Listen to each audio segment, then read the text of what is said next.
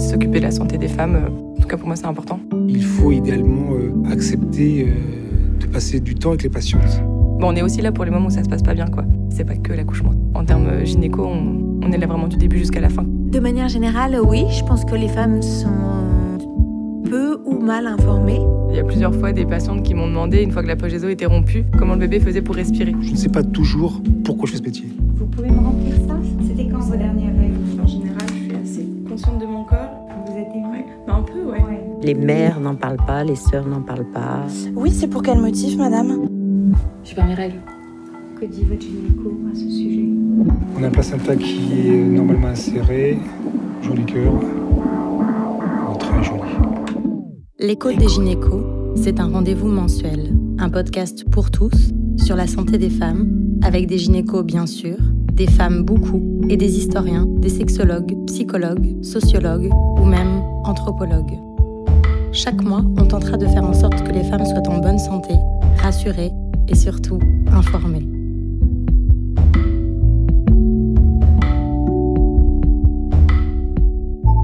Chaque mois, pendant près de 40 ans, il se répète, le cycle féminin.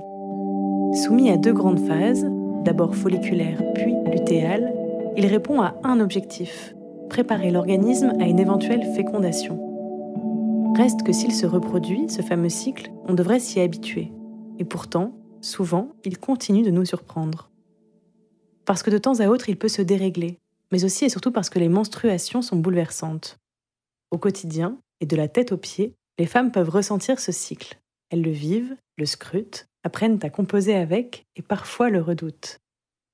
Chez certaines, les règles s'accompagnent de douleurs et de symptômes physiques et ou psychiques importants. On parle alors de syndrome prémenstruel et, plus rarement, de troubles dysphoriques. Pour le soulager, on conseille de limiter le stress et de se reposer autant que possible. Mais à quoi est-il dû? Quelles sont les pathologies et les troubles associés au cycle? Comment font les femmes? Osent-elles en parler? Pourquoi les corps réagissent-ils inégalement au cycle? Et comment combler le déficit d'information et d'éducation sur les menstruations? Le cycle féminin, pour le meilleur et pour le pire, c'est l'épisode 6 de l'écho des gynécos.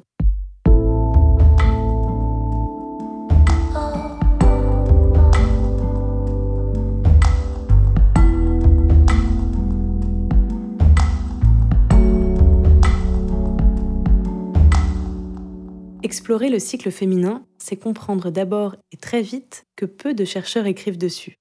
Il nous a semblé important alors de rencontrer l'une des rares femmes à avoir écrit en France un ouvrage et une enquête approfondie, Élise Thiébaut. Elle est journaliste et essayiste et a publié aux éditions de La Découverte « Ceci est mon sang » en 2017. Depuis, l'ouvrage est devenu une référence intergénérationnelle aux 4 coins de la France. Alors justement, dans Ceci est mon sang, vous écrivez « La menstruation reste encore aujourd'hui le tabou numéro 1, classé au top 10 des trucs dont on évoque l'existence avec des mines conspiratrices ». Alors d'où vient ce tabou et comment s'est-il construit petit à petit? Au cours des âges, on voit bien que ça a varié, que très probablement les règles concernant les menstruations, les interdits liés aux règles et le tabou des règles a d'abord été instauré très probablement par les femmes. Parce que, d'abord, elles pensaient très probablement qu'elles avaient des pouvoirs, qu'elles avaient un pouvoir immense. Le premier de tous les pouvoirs, celui de porter et mettre au monde des enfants qui continuaient quand même à stupéfier. Et on ne sait pas quand les hommes se sont rendus compte qu'ils jouaient un rôle dans cette histoire. Mais il y a évidemment une volonté importante, dès lors que les femmes étaient celles qui portaient les enfants, précisément, qui accouchaient, eh bien, de faire peur aux autres, c'était aussi une manière de tenir à distance et de garder le pouvoir sur leur propre corps. On voit bien qu'à un certain moment, et ça apparaît au moment du néolithique en vérité, eh bien, le tabou des règles, il se retourne contre les femmes. À partir du moment où il y a la sédentarité, il y a l'agriculture, il y a vraiment un retournement, c'est le grand renversement patriarcal. Et là, le tabou des règles est instrumentalisé, utilisé contre les femmes. On les déclare impures, dégoûtantes. On contrôle leur sexualité et on contrôle leur reproduction. Pourquoi est-ce que c'est si long de lever le voile, justement, sur ces idées fausses, sur ces préjugés? Vous vous y attelez dans votre ouvrage, mais on a le sentiment quand même aujourd'hui que ça met du temps. Le tabou des règles, c'est un des plus fondamentaux de l'histoire de l'humanité. c'est quelque chose qui imprègne nos psychés et nos sociétés de façon extrêmement profonde. Mais le principal, tel qu'il nous a été transmis dans les sociétés patriarcales et en Occident, c'est celui de l'interdit d'en parler, l'interdit de le montrer, et un interdit sur le corps des femmes de manifester ce pouvoir qu'elles ont à travers leur sang menstruel. Alors à partir de là, on peut bien comprendre comment il s'est perpétué, puisque des générations de femmes ont vécu cette expérience en s'interdisant littéralement d'y penser et d'en parler. À partir de là, toutes les croyances les plus folles perdurent. Elles ont perduré jusque dans les années 70 dans le Haut-Poitou, où on en voyait encore à cette époque-là courir des femmes sans culotte quand elles avaient leurs règles, parce qu'on pensait que le sang s'écoulant le long de leurs jambes pouvait tuer les limaces dans les champs de choux. Et en fait, le problème des superstitions et des croyances de ce type-là, c'est qu'elles ont un pouvoir autoréalisateur. Quand on pense que quelque chose comme ça va se produire, eh bien, on se met en condition de l'éprouver. On le voit par exemple aussi sur le syndrome prémenstruel, où plein d'études nous montrent que si une femme est persuadée que le syndrome prémenstruel existe, elle va en souffrir de l'ordre de 10 à 30 fois plus qu'une personne qui est persuadée que ce syndrome prémenstruel n'existe pas, que c'est un petit désagrément éventuellement. Et à l'inverse, de nombreuses femmes ne connaissent même pas son existence, ne savent même pas que ce syndrome existe, qu'il a un nom. Et beaucoup de femmes souffrent encore de douleurs physiques, psychiques immenses, sans comprendre du tout ce qui leur arrive. On est d'accord. Le syndrome prémenstruel, il a une réalité dans le vécu d'un très grand nombre de femmes. Et il a une réalité qui est non dite, non pensée, non écoutée, non entendue. Ça s'instaure dès le début, dès les premières règles. On nous dit, ça y est, tu es devenue une femme, mais maintenant tu te tais, tu n'en parles pas, tu vas avoir honte. Et ça instaure un rapport de défiance vis-à-vis de notre propre corps, qui est quand même très complexe. Aussi, le fait que quand on est de mauvaise humeur, quand on s'exprime avec vigueur, on nous réponde « Ah ah ah, t'aurais pas tes ragnagnas, t'aurais pas tes règles », c'est-à-dire que ça nous conditionne véritablement à penser que les règles sont quelque chose qui va nous rendre illégitimes, qui va nous amoindrir. C'est une manière de nous faire intégrer, intérioriser notre propre infériorité dans un rapport de domination inégalitaire pour les femmes.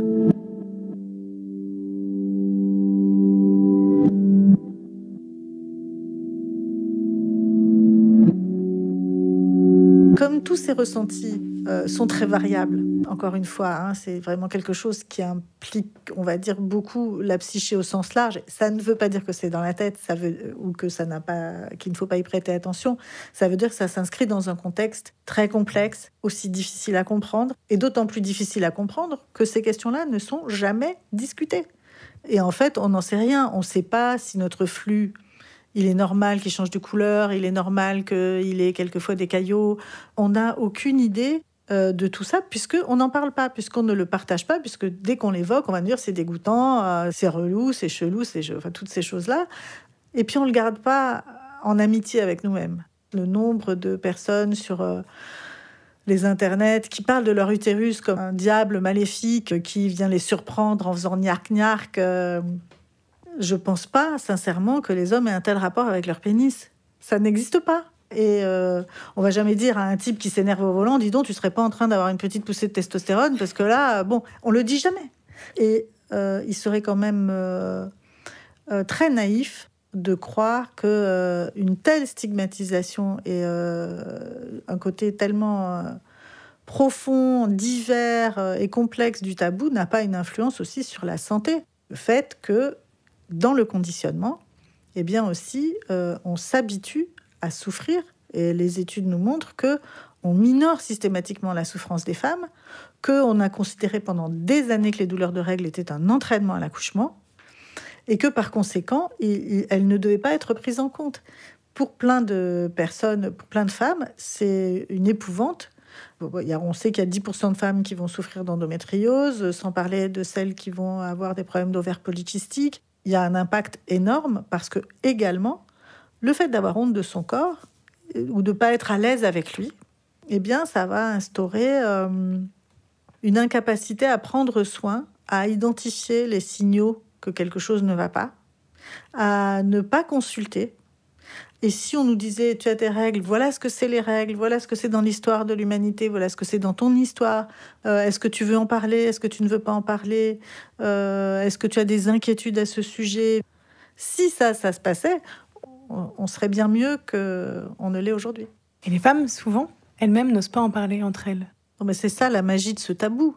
La magie de ce tabou, c'est qu'il repose sur le fait qu'on n'en parle pas. Sinon, ça ne marcherait pas. C'est pourquoi la question de la parole des femmes, elle est si importante. Et on peut voir ce qui se passe avec MeToo aujourd'hui. Moi, je me souviens d'avoir discuté de temps en temps avec des copines et on s'était rendu compte que toutes, sans exception, on avait subi des agressions sexuelles. Toutes. Et toutes, sans exception, quasiment, dans l'enfance. Et pas des petites. On n'en parlait jamais. C'est un jour, on devait avoir une 30aine d'années. On s'est dit, non, mais c'est pas possible.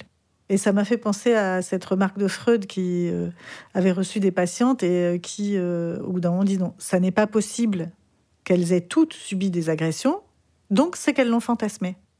Et aujourd'hui, ce dont on se rend compte, c'est que on est habitué, et le tabou des règles est une manière de nous y habituer, à vivre dans le déni de nos ressentis et à penser, à se silencier nous-mêmes. Quand quelque chose fait l'objet d'un stigma, c'est un sujet qu'on évite. On n'a pas envie de s'afficher là-dessus. Moi, je comprends. Je pense qu'une des choses qui m'a permis d'écrire ce livre, c'est que j'étais arrivée à la ménopause. Et que je me disais, je ne sentirais plus ce regard peser sur moi. Voilà. Avant, évoquer la question de mes règles était très problématique. Je les ai vécues dans la difficulté, dans la douleur, etc., pendant 40 ans. Donc, je ne m'étonne pas que nous soyons nombreuses encore dans ce cas. Le cycle menstruel fait peur aussi ? Ah ben bien sûr, pour une raison simple aussi, c'est que le sang évoque la mort, la blessure, la maladie. Et ce tabou, il a été énormément réactivé avec le sida. Le sang est rechargé de nouveau d'une grande angoisse. Vous dites que les femmes subissent une inégalité menstruelle. Qu'est-ce que ça veut dire ? Le tabou des règles, il est utilisé contre les femmes. À elle seule, le poids ou la charge mentale de s'en occuper, alors que, bon, sincèrement, si les femmes n'ont pas leurs règles, il n'y a pas d'enfants. Hein. Donc, on a des préservatifs partout, hein, donc c'est super. Comme ça, si on a envie d'avoir des relations sexuelles en pleine rue, en pleine nuit, protégées, on peut. Bon, si on a juste ces règles, on ne peut pas. Parce qu'on n'a pas accès dans les cafés, dans les restaurants, dans les trains. On sait bien que ça tombe toujours quand on est en voyage, dans les avions. Ça devrait être là, à disposition. Ça devrait être très facile d'accès. On ne devrait pas avoir besoin d'aller à l'infirmerie pour réclamer, pour dire, pour exprimer à quel moment du cycle on en est. L'inégalité, alors d'abord, elle est liée au fait que c'est un coût. C'est un coût qui est de 5 à 10 euros par mois quand on est étudiante, quand on est au RSA, quand on est réfugié, quand on est dans un pays en guerre. C'est un coût conséquent. Et puis, évidemment, parce qu'on est exposé à un stigmate particulier auquel les hommes ne sont pas exposés. Donc oui, il y a une inégalité, il y a un double standard concernant le cycle de fabrication de nos gamètes respectifs. Y a-t-il des choses que toutes les adolescentes, toutes les jeunes femmes devraient savoir sur leurs règles, sur leur cycle ? Des choses vraiment basiques, en fait. J'ai remarqué que l'information qui fait le plus plaisir aux jeunes filles quand je leur en parle, c'est de leur dire qu'à cause des règles, elles ont été les premières mathématiciennes. Ça change complètement leur perspective. En fait, c'est d'avoir des informations autour des règles qui leur permettent de valoriser leur rapport à elles-mêmes, à leur pouvoir, à leur corps, à leur ressenti, et à se faire confiance. Ça, c'est une chose qui est vraiment importante. Après, il y a une chose peut-être qui serait très importante. Je ne sais pas si c'est si important que ça, mais en tout cas, ça revient tout le temps, que les règles, c'est une forme de vidange de l'utérus ou de vidange du corps, parce que ça, c'est vraiment une idée reçue sur laquelle il est vraiment important de lutter, parce qu'elle instaure, elle inscrit l'idée que nous sommes sales et que nous avons besoin de nous nettoyer. Et je pense que ça nourrit véritablement les préjugés contre le corps des femmes. C'est pas le cas du tout. Aussi, une autre chose qui, je pense, est très importante peut-être de savoir quand on est ado, c'est que non, les règles ne font pas de nous des femmes. Aussi pour des questions d'âge, parce que qui dit femme dit aussi adulte, et on se trouve projeté dans quelque chose, dans un monde et dans un imaginaire qui est marqué par cette idée de l'adulte, de la maturité sexuelle. C'est là où moi je trouve qu'il y a, dans le tabou des règles et dans ce regard qu'on va porter sur le corps des ados, un enjeu très important en matière aussi de vulnérabilité aux violences sexuelles. Les choses changent, la parole se libère petit à petit. Vous avez bon espoir? Sur le tabou des règles, on a fait un chemin considérable en très peu de temps.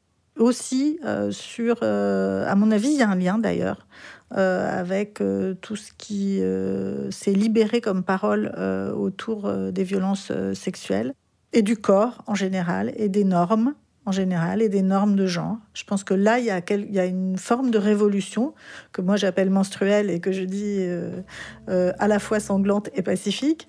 Mais pour moi, c'est un tout. Ça a un vrai lien. Les choses sont liées les unes aux autres et elles sont très importantes.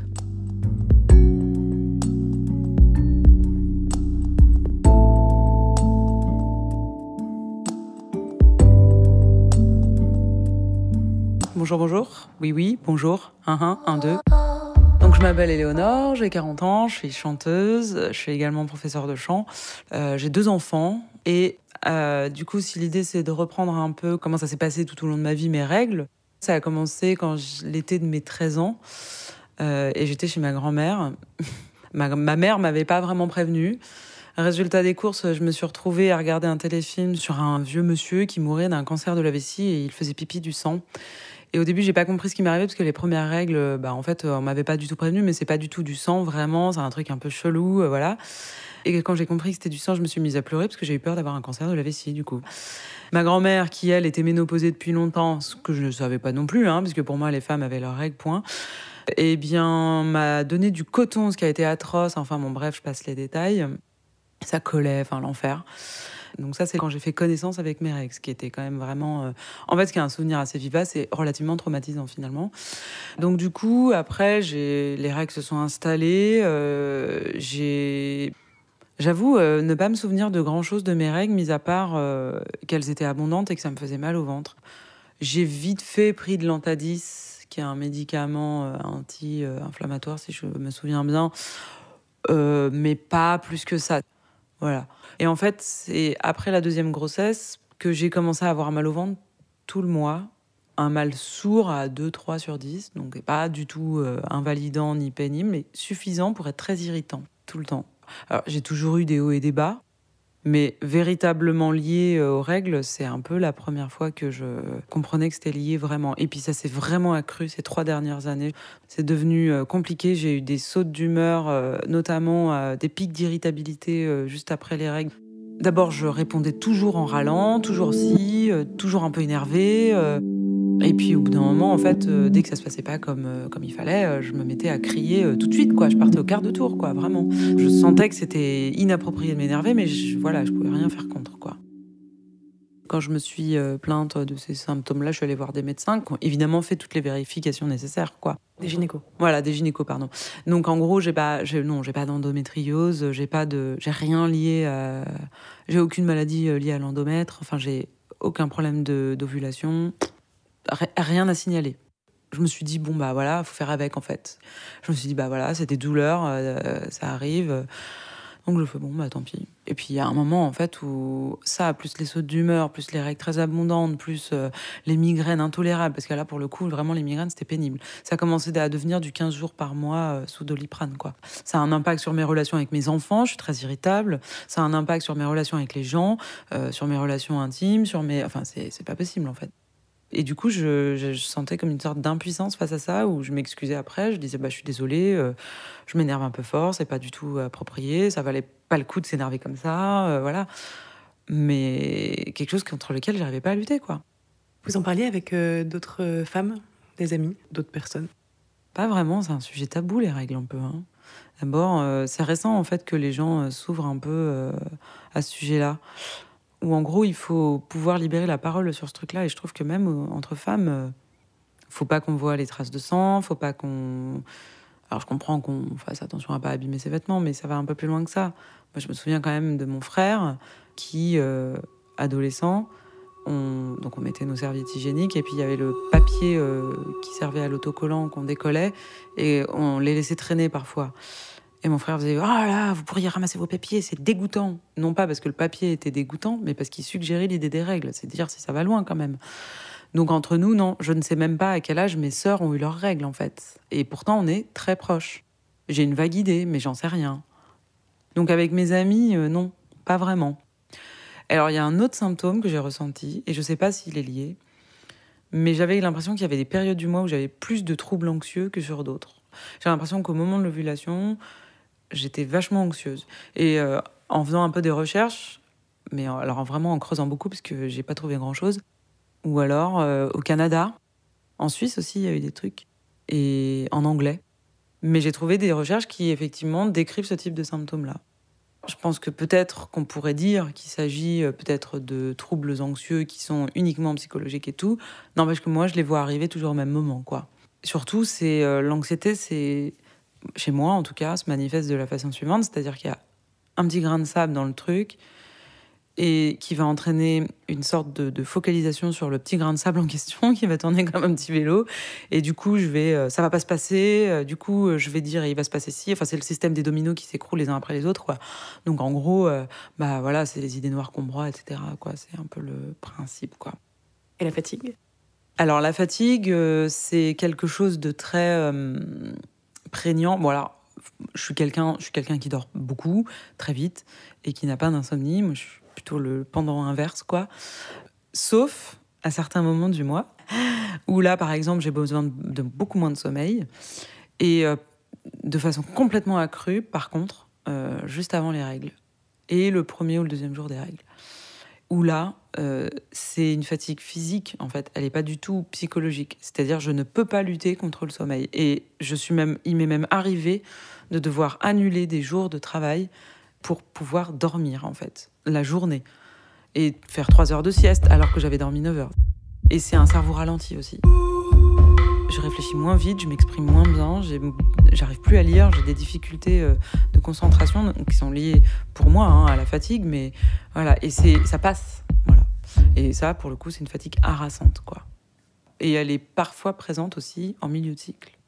C'est-à-dire, j'ai l'impression qu'il y a les règles, premier jour des règles, complètement crevé, deuxième jour, crevé aussi, troisième jour, ça va à peu près, les règles s'arrêtent, je sens que je commence à devenir irritable un peu. En gros, ça se passe comme ça, je commence à devenir irritable, puis j'ai des troubles anxieux. Après, ça va, j'ai une grosse période où ça va, où je peux ne pas dormir beaucoup.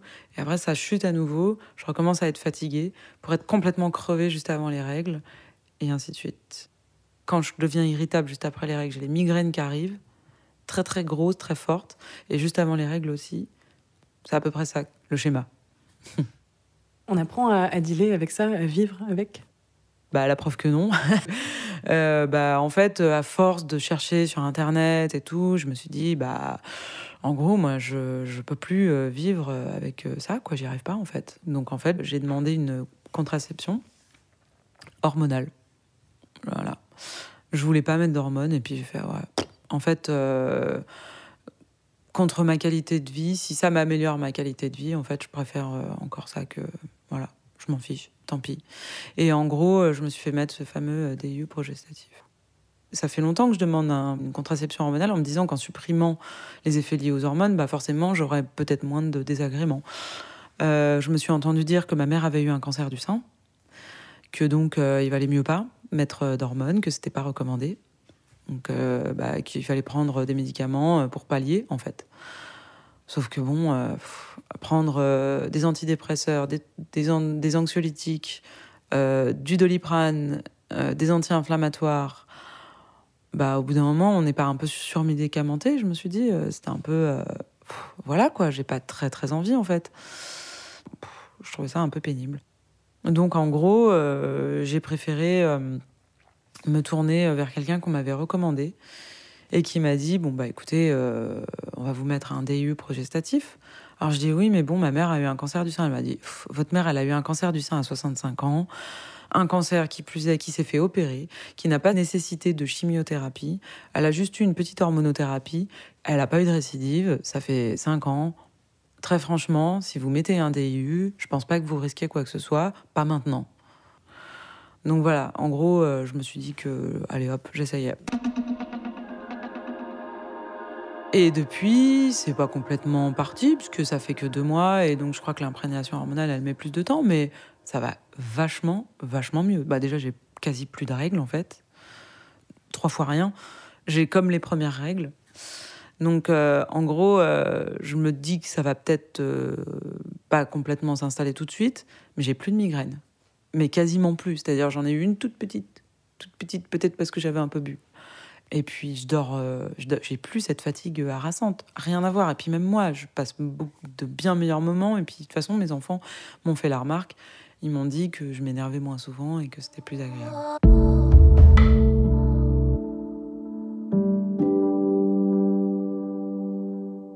Je suis le docteur Lorraine Métro-Mantelet. Je suis praticien hospitalier dans l'unité de gynécologie endocrinienne à l'hôpital Port-Royal à Paris. Donc le cycle menstruel, c'est un phénomène physiologique qui se manifeste par des variations hormonales qui sont normales et qui sont censées préparer l'organisme de la femme à l'ovulation et à la fécondation. Donc il est soumis, comme je vous le disais, à des variations hormonales et se divise en 2 phases. La première phase qui est la phase folliculaire, qui dure en moyenne 14 jours, qui en fait va être une phase au cours de laquelle le follicule va grossir.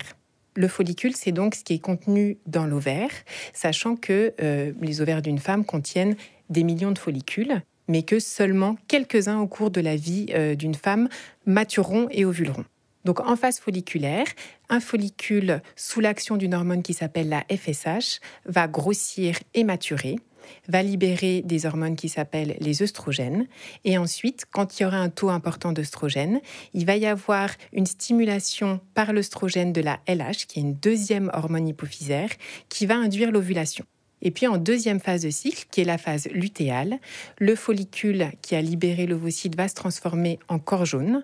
Et ce corps jaune, sous l'influence de l'hormone LH, va continuer à sécréter de l'estradiol, mais également de la progestérone. Et c'est ce qui va permettre, s'il y a eu fécondation, qu'ensuite un embryon puisse se nider dans la muqueuse utérine qui s'appelle l'endomètre. S'il n'y a pas eu de fécondation, ce corps jaune dégénère. À ce moment-là, les hormones vont chuter, estradiol et progestérone, et les règles vont arriver, un nouveau cycle va s'initier.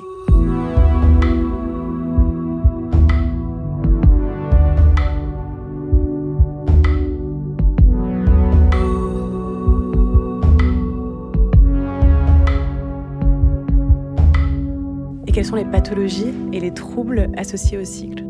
Alors, si ce sont des causes hypothalamo-hypophysaires, ça pourrait être soit sur l'hypophyse une petite tumeur bénigne. La plupart du temps, ce sont ce qu'on appelle des adénomes à prolactine. L'hypophyse est une glande endocrinienne qui sécrète des hormones, donc située au niveau du cerveau. Les pathologies ovariennes les plus fréquentes qui donnent des troubles du cycle sont soit ce qu'on appelle le syndrome des ovaires polykystiques, qui est en fait un mauvais terme parce que ce ne sont pas des kystes sur les ovaires, mais ce sont en fait des follicules qui vont entrer en croissance un peu trop nombreux et qui du coup ne vont pas pouvoir donner la maturation d'un seul follicule. Et ça, en général, ce syndrome des ovaires polykystiques va s'accompagner d'autres signes qui peuvent être des signes d'hyperandrogénie, c'est-à-dire de sécrétion un petit peu exagérée d'hormones masculines. Et donc, ça va se manifester sous la forme d'une acné au niveau du visage, du décolleté ou du dos, de ce qu'on appelle un hirsutisme, c'est-à-dire une pilosité un peu exagérée dans les zones masculines. Donc, ça peut être au niveau du visage, autour des mamelons ou au niveau de la ligne blanche qui sépare l'ombilic du pubis. Ça peut être une chute de cheveux. Et puis, ça peut être des signes, ce qu'on appelle de virilisation, mais ça qui vont être le témoin de pathologies ovariennes plus embêtantes qui sont assez rares. et puis des troubles métaboliques comme des troubles, ce qu'on appelle l'insulinorésistance. Et puis l'autre pathologie ovarienne qui peut donner des troubles du cycle, c'est ce qu'on appelle l'insuffisance ovarienne prématurée, qui est aussi probablement mieux connue sous le terme de ménopause précoce, mais qui est un terme assez péjoratif. Un des signes qui est assez représentatif, c'est l'apparition de bouffées de chaleur. Et puis, une des causes les plus fréquentes, mais qui reste le diagnostic d'élimination, ce sont ce qu'on appelle les troubles de l'ovulation dans un contexte fonctionnel, c'est-à-dire qu'il n'y a pas de pathologie organique, mais liée soit à un régime trop restrictif, à une perte de poids importante, à un stress trop important, le système hypothalamo-hypophysaire qui se met au repos, qui est un petit peu paresseux et qui fait que du coup les règles ne viennent pas tous les mois. L'axe hypothalamo-hypophysaire est une composante du système nerveux central qui régule les fonctions physiologiques et contrôle l'activité cyclique des ovaires. Qu'est-ce que le syndrome prémenstruel ? Alors, le syndrome prémenstruel, c'est un ensemble de manifestations à la fois psychologiques et physiques qui vont apparaître en deuxième partie de cycle, c'est-à-dire au moment de la phase lutéale. Ça peut être quelques jours avant les règles, mais ça peut durer quasiment toute la phase lutéale. Et ça a comme caractéristique de disparaître à l'arrivée des règles. Les manifestations psychologiques peuvent être soit des troubles de l'humeur, mais ça peut aller jusqu'à un authentique syndrome dépressif, c'est-à-dire des patientes qui signalent vraiment avant les règles des troubles de l'humeur importants et majeurs qui ont un retentissement sur leur vie sociale. Et puis les troubles, ce qu'on appelle somatiques ou physiques, vont se manifester sous la forme soit de mastodynie, ce sont des seins tendus et douloureux avant les règles. Ça peut être également une sensation de gonflement au niveau de l'abdomen notamment. Ça peut être également des céphalées avant les règles, voire des migraines. On dit que 20 à 30% des femmes auront un syndrome prémenstruel non dysphorique. Le trouble dysphorique est une forme sévère du syndrome prémenstruel et il s'accompagne de symptômes psychiques lourds. En revanche, le syndrome prémenstruel dysphorique ne touche heureusement que 0,5 à 2% des femmes. Après, on a des traitements, hormonaux, grâce auxquels on va pouvoir essayer d'aider les femmes qui ont un syndrome prémenstruel et notamment un syndrome prémenstruel dysphorique. Et un des premiers traitements, c'est de donner de la progestérone en deuxième partie de cycle 10 jours par mois pour essayer de lisser le climat hormonal et d'éviter les fluctuations hormonales trop importantes. Et puis si vraiment les femmes sont très gênées et que 10 jours par mois de progestérone ne suffit pas, on pourra éventuellement essayer de bloquer leurs règles, soit par une pilule en continu ou par d'autres traitements pour essayer de faire disparaître ces troubles liés au cycle. Comment expliquer que les hormones transforment nos émotions ? Alors, je ne suis pas certaine qu'on ait une réponse scientifique complètement unanime. Ce qu'on peut dire, c'est que toutes les femmes ne vont pas être sensibles de la même manière aux fluctuations hormonales. Donc, il y a probablement des susceptibilités génétiques, des susceptibilités interindividuelles. Et puis, après, si on se base sur des données plutôt physiopathologiques, on sait que les stéroïdes sexuels, donc les œstrogènes et la progestérone, vont avoir une action stimulante sur certains neurostimulateurs ou neuromédiateurs. Et je pense par exemple à la sérotonine, au système des catécholamines. Il va y avoir par exemple une sensibilité qui va être accrue aussi à la dopamine. Tous ces phénomènes vont aboutir effectivement à une influence des variations hormonales sur notre humeur. On a le sentiment que les femmes finalement connaissent peu ce fonctionnement et ces variations hormonales, connaissent peu le fonctionnement aussi de leur cycle. Alors effectivement, et c'est vrai qu'en consultation, en tant que gynécologue, on s'en rend compte, quand on leur demande la durée de leur cycle, elles ne savent la plupart du temps pas répondre à cette question. Et donc la durée d'un cycle, c'est pas, ça je précise, pas la même chose que la durée des règles. Quand on demande à une femme quelle est la durée de ses cycles, eh bien ça va être le temps qui va s'écouler entre le premier jour de ses règles et le premier jour des règles d'après. C'est vrai qu'on n'a pas tout à fait déterminé ce qui était un cycle menstruel normal et la durée d'un cycle menstruel normal. C'est vrai qu'un cycle menstruel dure en moyenne entre 27 et 32 jours. Donc, la règle précise des 28 jours n'est pas forcément absolue. Et quand une femme dit « j'ai des cycles irréguliers parce que mes règles surviennent tous les 30 jours », non. En gros, entre 27 et 32 jours, les cycles sont réguliers.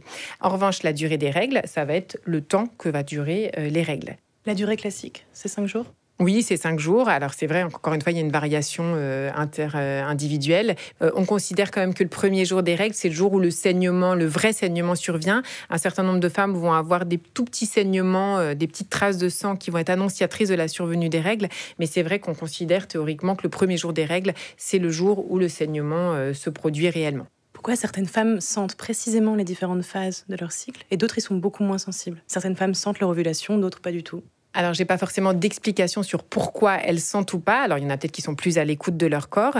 C'est vrai que pour celles qui ne sont pas sous traitement hormonal exogène, donc qui ne sont pas sous contraception, certaines vont effectivement ressentir l'ovulation. Alors, ça va se manifester sous plusieurs formes. On peut ressentir l'ovulation parce qu'effectivement, comme le taux d'estradiol grimpe, on va avoir les seins un petit peu plus tendus. Il va y avoir aussi des manifestations au niveau de la glaire. La glaire, vous savez, c'est le mucus qui se trouve à l'entrée du col de l'utérus et qui, il faut imaginer, est comme un peu un filet de pêcheur avec des mailles.